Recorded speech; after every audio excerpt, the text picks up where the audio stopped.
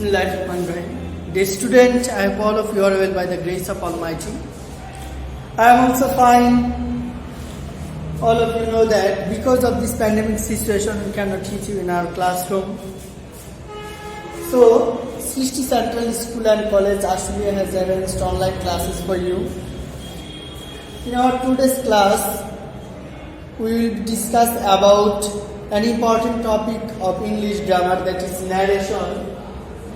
In my last class, I discussed with you about direct and indirect narration. Today, I'll tell you how we can change a reporting verb.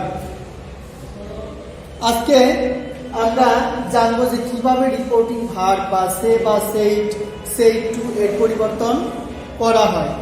তো প্রথমেই দেখো, এই reporting ভার্বটা প্রত্যেকটা সেন্টেন্সে variation হয়, অর্থাৎ সেন্টেন্সের উপর আমাদের ইনভার্টেড কমা রিপোর্টেড স্পিচটা কোন সেন্টেন্সে আছে তার উপর ভিত্তি করে আমাদের এই রিপোর্টিং ভার্বের পরিবর্তনটা হবে। যদি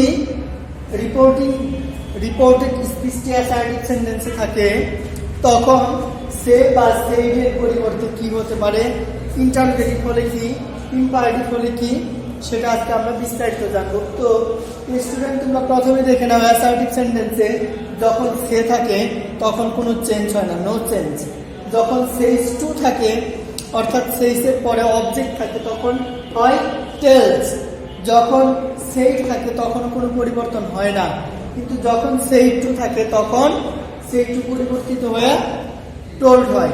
তদ্রূপ আমাদের ইন্টারোগেটিভ সেন্টেন্সে যদি প্রেজেন্ট টেন্সে থাকে, সে থাকে, তখন হবে আস্ক। সে বা সেইস টু যাই থাকুক, এখানে হবে আস্ক, আর পাস্ট হলে আস্কড।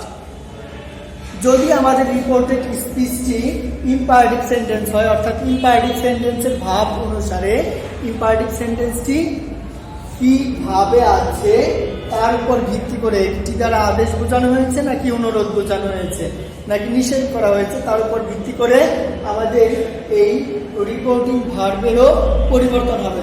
আমরা দেখে নাও এখানে যে যদি আদেশ বোঝায়, আদেশ বোঝালে অর্ডার, যদি নিষেধ বোঝায় তখন ফরবিড, আর যখন অনুরোধ বোঝাবে তখন এর পরিবর্তে হবে রিকোয়েস্ট, পাস্ট হলে রিকোয়েস্টেড। এরপর যদি উপদেশ বোঝায় তখন হবে অ্যাডভাইস। আরেকটি আছে যদি প্রস্তাব বোঝায়, প্রস্তাব বোঝালে প্রপোজ। স্টুডেন্ট, তোমাদের এই আদেশ, নিষেধ, অনুরোধ, উপদেশ বা প্রস্তাব, এই যেটাই বোঝানো হোক না কেন, এরপরে তোমাদের যদি পাস্ট টেন্সে থাকে, রিপোর্টিং ভার্বটি যদি পাস্ট টেন্সে থাকে, তখন ফরবিডের পাস্ট ফর্ম হবে ফরবেড, রিকোয়েস্টেড, অ্যাডভাইসড, প্রপোজড। এভাবে তখন সেন্টেন্সটিও পাস্ট টেন্স হয়ে যাবে। এরপরে ইম্পারেটিভ সেন্টেন্স গেল, এরপরে আসে অপটেটিভ সেন্টেন্স। অপটেটিভ সেন্টেন্সে সে বা সেইডের পরিবর্তে উইশ বা প্রে। যদি প্রেজেন্ট টেন্স থাকে তাহলে উইশ, আর পাস্ট হলে উইশ। দেখো, আমি এখানে লিখে দিচ্ছি, যদি অপটেটিভ থাকে, অপটেটিভ,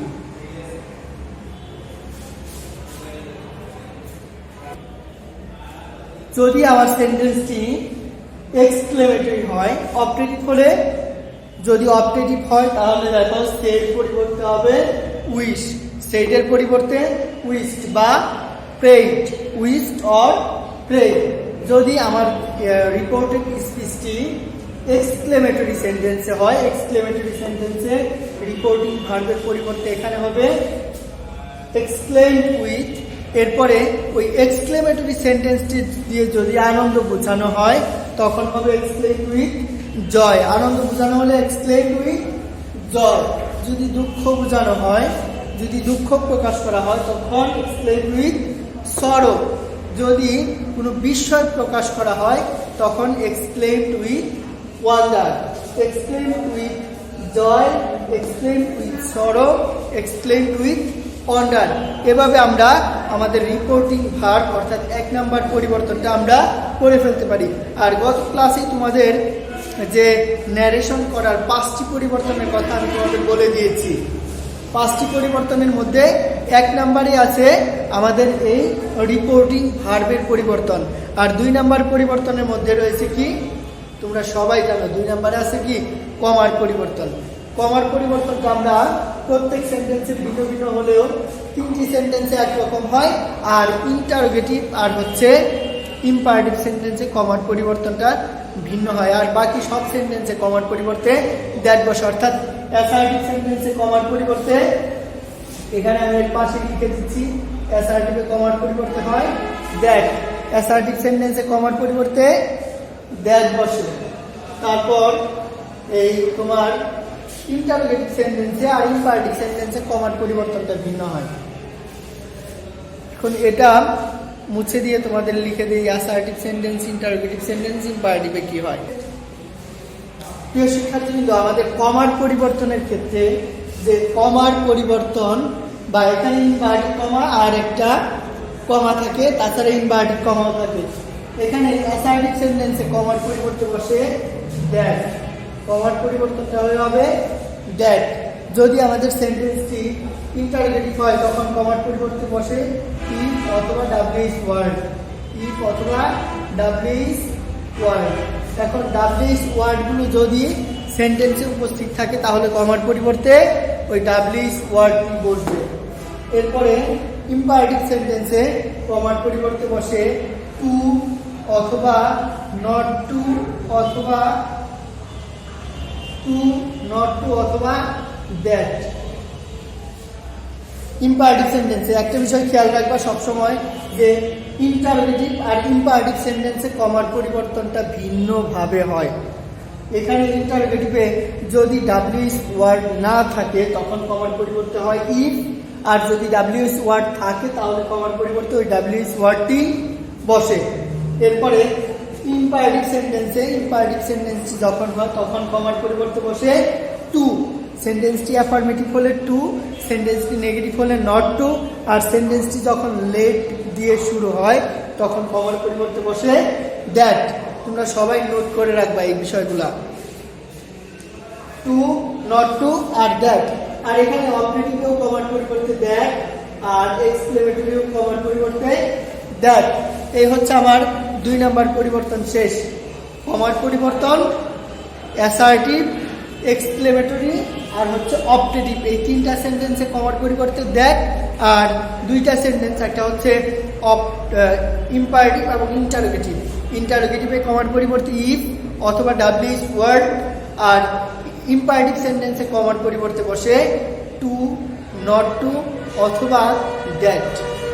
বিষয়গুলো সবসময় নোট করে রাখবা। আর এরপর আছে পার্সন পরিবর্তন। পার্সন পরিবর্তন তোমাদের এই প্রত্যেকটা সেন্টেন্সের কোনো ভিন্নতা নাই।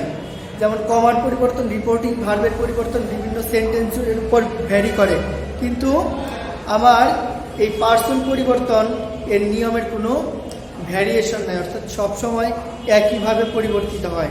তো দেখো পার্সন পরিবর্তনের নিয়ম। আমাদের পার্সন পরিবর্তনের ক্ষেত্রে ফার্স্ট পার্সনটি পরিবর্তন হয় রিপোর্টিং ভার্বের সাবজেক্ট অনুসারে, সেকেন্ড পার্সন পরিবর্তন হয় রিপোর্টিং ভার্বের অবজেক্ট অনুসারে, আর থার্ড পার্সনের কোনো পরিবর্তন হয় না। এই হচ্ছে আমাদের পার্সন পরিবর্তন। সহজে মনে রাখবার, ফার্স্ট পার্সন থাকলে অর্থাৎ আই এবং উই এবং আই উই সম্পর্কিত যা যা আছে এর অবজেক্টিভ ফর্ম, পসেসিভ ফর্ম সবই পরিবর্তন হয় রিপোর্টিং ভার্বের সাবজেক্ট অনুসারে। আর সেকেন্ড পার্সন ইউ বা ইউর থাকলে সেটা হয় সব সময় রিপোর্টিং ভার্বের অবজেক্ট অনুযায়ী পরিবর্তন হয়। এরপর আমাদের থার্ড পার্সন থাকলে সেটার কোনো পরিবর্তন হয় না, যেহেতু আমাদের রিপোর্টিং ভার্বের অংশে কোনো থার্ড পার্সন নাই, তৃতীয় ব্যক্তি নাই, যার কারণে থার্ড পার্সনেরও কোনো পরিবর্তন হয় না। এরপরে আমাদের টেন্স পরিবর্তনের রুলসটা আমি তোমাদের একটা শখ মুখস্থ করতে বলেছিলাম। এরপরে তোমাদের দূরত্ব বা নৈকট্য সূচক শব্দের পরিবর্তনের জন্য তোমাদের একটি শখ মুখস্থ করতে বলেছিলাম, অর্থাৎ টুডে থাকলে দ্যাট ডে, নাও থাকলে দেন। আর টেন্স পরিবর্তনের হচ্ছে প্রেজেন্ট থাকলে পাস্ট। এই হচ্ছে আমাদের ন্যারেশনের বিস্তারিত আলোচনা।